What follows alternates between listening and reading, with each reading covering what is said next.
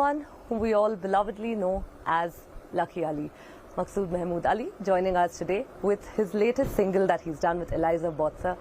Sir, many thanks for speaking to Mirror Now.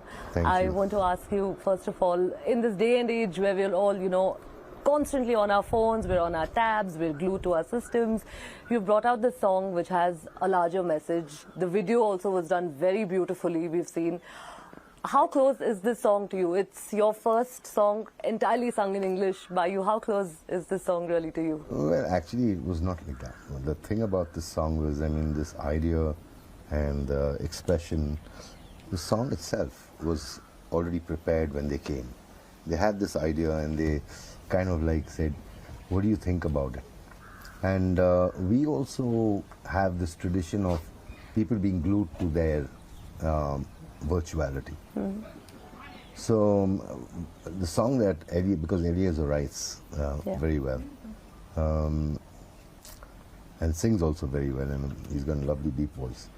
So this was the song, and Bob Stark, Uncle Bob we call him, he'd written the project. So and he's also Eddie's manager and producer and whatnot. So he's promoted this entire Limala Ali Eli Botsa project. So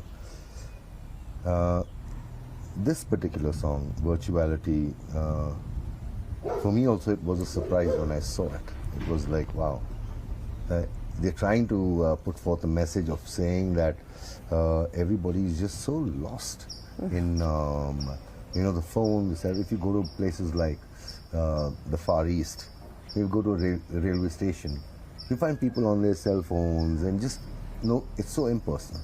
So I think this song came out, whatever this message that they promoted, I believe there is a balance. You do require some kind of technology because that's human progress.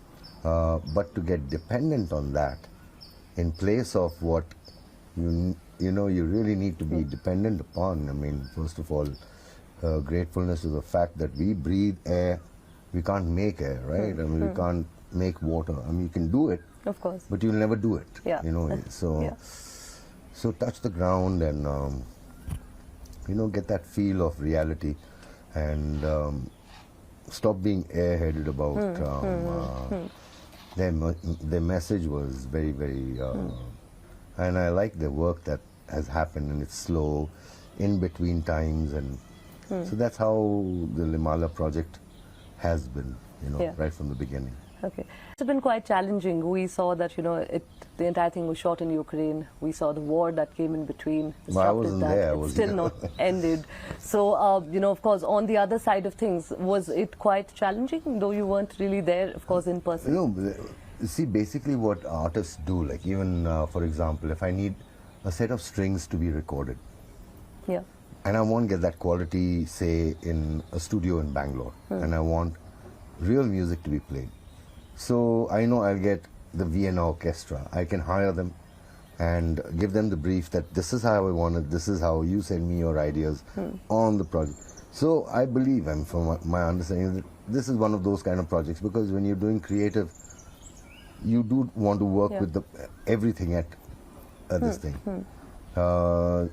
And at that time, I think, nobody was in control of whatever was happening. Right. And that's my daughter. Okay. That's me. Okay. Hello. Hi. Yeah. She's my source of distraction. Right. Yeah. So anyways, so when the conflict broke out, the work stopped. Okay. Because everybody was kind of displaced. A strange thing that happened out there was the boys who were stuck in Sumi, the children, our students. And so there was a nice connect that happened there, and so I'm very, very happy about that. So everything happens naturally, and it's always better when it's unplanned. It's just like it just happens. So whatever happens for the best always. All right. We do know, of course, the song must be very special to you. We've seen your daughter as well as Eli's daughter also, playing a big part in the background vocals. So how much really does this song, mean to you? when you say mean to me, in the sense, I just express that, you know, I mean, it speaks about the times that we are in. Right. You understand? It means the times, you know, I mean, if you, to balance out your need for, or your craving for technology for every single thing that you do, and maybe go cook a meal yourself, or instead of ordering it from outside and it's done for you, or you know, those kind of things. Yeah. I mean, enjoy your progress, but also give respect and be grateful for the things that cause those progress, that kind of progress to take place, you know. So. Right. Okay. You know, I have to ask you, we've always seen your shows have been packed to the brim, even till date. You know, every 90s kid, for that matter, has grown up listening to your songs as well. I want to ask you, you know, what next, sir? We've been seeing you putting out some amazing music, smashing hits have been coming out. What next? I don't know what next. I want to travel, basically. I want to travel as much as I can. So that gives me a lot of a sense of belonging generally, you know, so it keeps me grounded. And along in that traveling also, I like meeting people and forming new, what do you call, ideas through musically or prayerfully, or, you know, generally it's just a growth. There's nothing like you planned. It's happened, you know, for us we enjoyed it. You cannot keep on hanging on to things, you understand? It's there.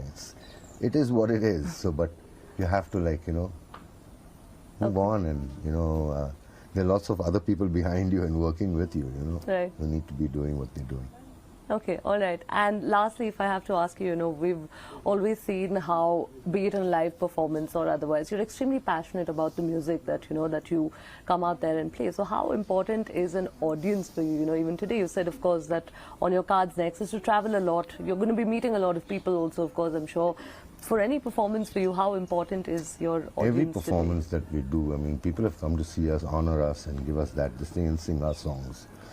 So I look at it as a service of love, you know, I mean, from their side, as well as what best I can do in terms of my standing in front of them and being as honest to my tracks that our tracks, I would say, because Main Ka Ghar Khali, you know what I mean?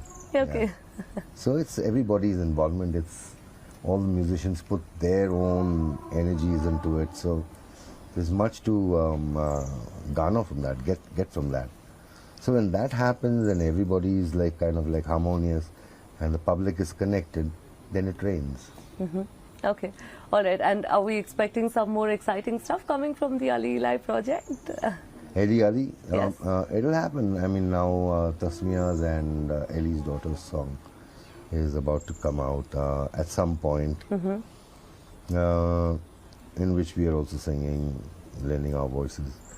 But it's more of a, this project is more of a, like an education of sorts. You understand what I mean? It's kind of like an old project. It is. It is. Know? Because even the music is very grand and very, and the connections are just not the normal, general, you know. Anyway, it's been, alhamdulillah. All right. Thank you. Thank you so much for speaking to us. And there you had it, as candid as he could be. That was Lucky Ali, as we all, you know him lovingly. And here's, of course, you know, hoping to bring you a lot more content on these lines, and hoping that, you know, Mr. Lucky Ali and all of the future projects that he does as well are met with the same resounding, roaring success that it has been over the years.